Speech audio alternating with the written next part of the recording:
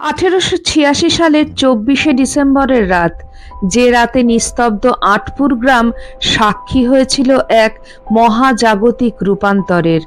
বড়দিনের প্রাক মুহূর্তে হুগলি জেলার মাটির ওপরই জ্বলে উঠেছিল ত্যাগের সেই অবিনাশী আগুন, যা আজও ধুনি উৎসব নামে আমাদের হৃদয়ে বিদ্যমান। 1886 সালের 24শে ডিসেম্বর এমনই এক কনকনে শীতের রাত। ঠাকুর শ্রী শ্রী রামকৃষ্ণদেবের মহাপ্রয়াণের কয়েক মাস পর এখানে রচিত হয়েছিল এক অলৌকিক ইতিহাস।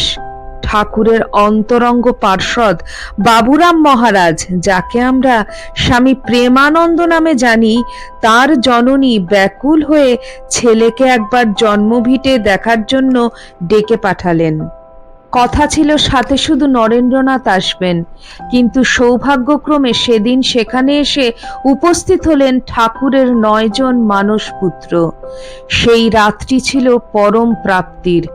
আঁটপুরের সেই আঙিনায় জ্বালানো হলো এক বিশাল আগুনের কুণ্ড, পবিত্র ধুনি।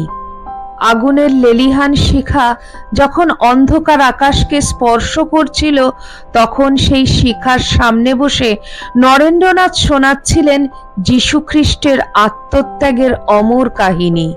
কাকতালীয়ভাবে দিনটি ছিল ক্রিসমাস ইভ, কিন্তু সেই 9 জন তরুণের কাছে প্রভু যিশুর ত্যাগের আদর্শ আর ভগবান শ্রী শ্রী রামকৃষ্ণদেবের শিক্ষা মিলেমিশে একাকার হয়ে গিয়েছিল।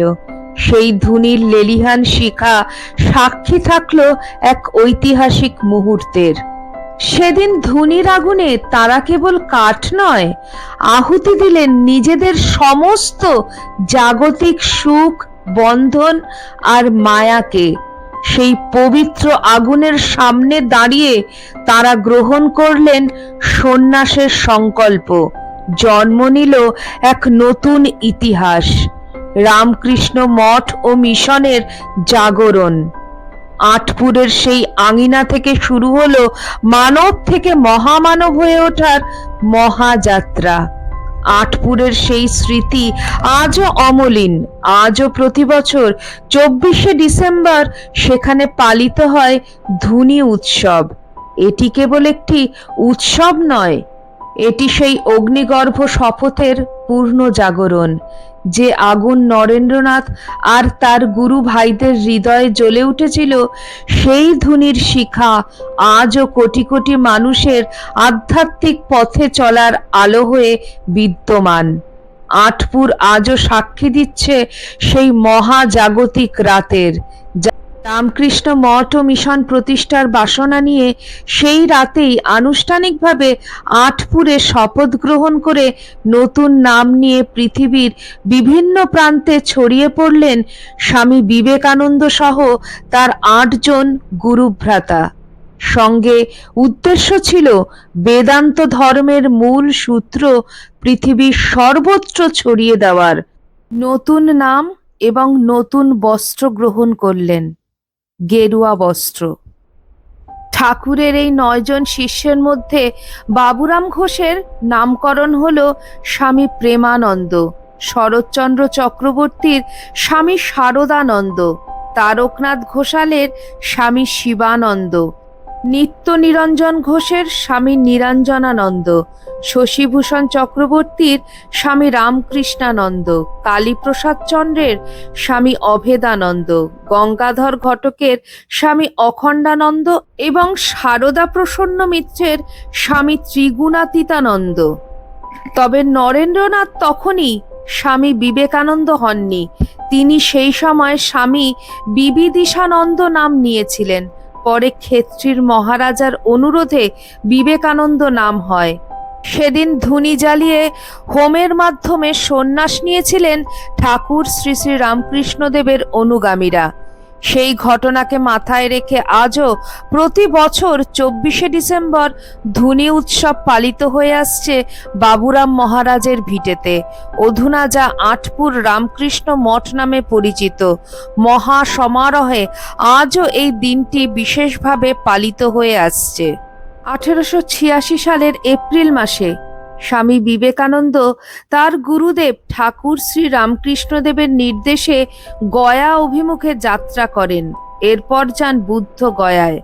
সেখানে বোধিসত্ত্বের মন্দিরে ধ্যানস্থ হন। 3 দিন পর তার ধ্যান ভঙ্গ হলে তিনি ফিরে যান গুরুদেবের কাছে। ঠাকুর শ্রী শ্রী রামকৃষ্ণদেব বিবেকানন্দকে জিজ্ঞেস করলেন, তুই কি চাস? স্বামী বিবেকানন্দ উত্তর দেন, সুখদেবের মতন সর্বদা নির্বিকল্প সমাধিযোগে সচ্চিদানন্দ সাগরে ডুবিয়া থাকিতে চাই।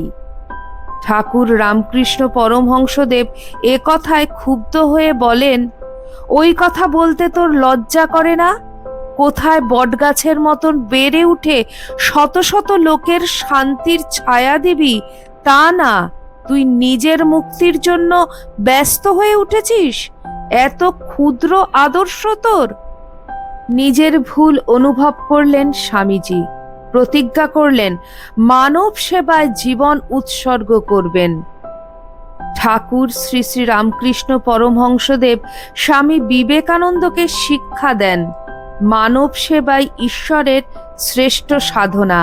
তিনি বিবেকানন্দকে সন্ন্যাসী সংঘের নেতা নির্বাচিত করেন এবং অন্যান্য সন্ন্যাসী শিষ্যদের দেখভাল করার নির্দেশ দেন।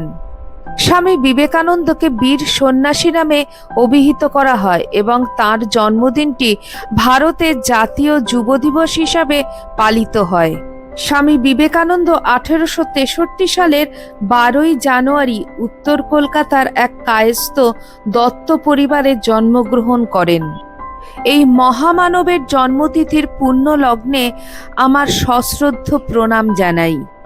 আজকে আমার ভিডিওতে স্বামী বিবেকানন্দ সম্পর্কে কিছু কথা আপনাদের সঙ্গে শেয়ার করলাম। আপনাদের কেমন লাগলো অবশ্যই কমেন্ট সেকশনে কমেন্ট করে জানাবেন। চ্যানেলের নতুন বন্ধুদের কাছে একান্ত অনুরোধ, চ্যানেলটি সাবস্ক্রাইব করে আমার পাশে থাকবেন আর পাশে থাকা বেল আইকনটি অবশ্যই ক্লিক করে দেবেন যাতে আমার পরবর্তী ভিডিওতে আপনার সঙ্গে আমার আবার দেখা হয়। আজকে এই পর্যন্তই।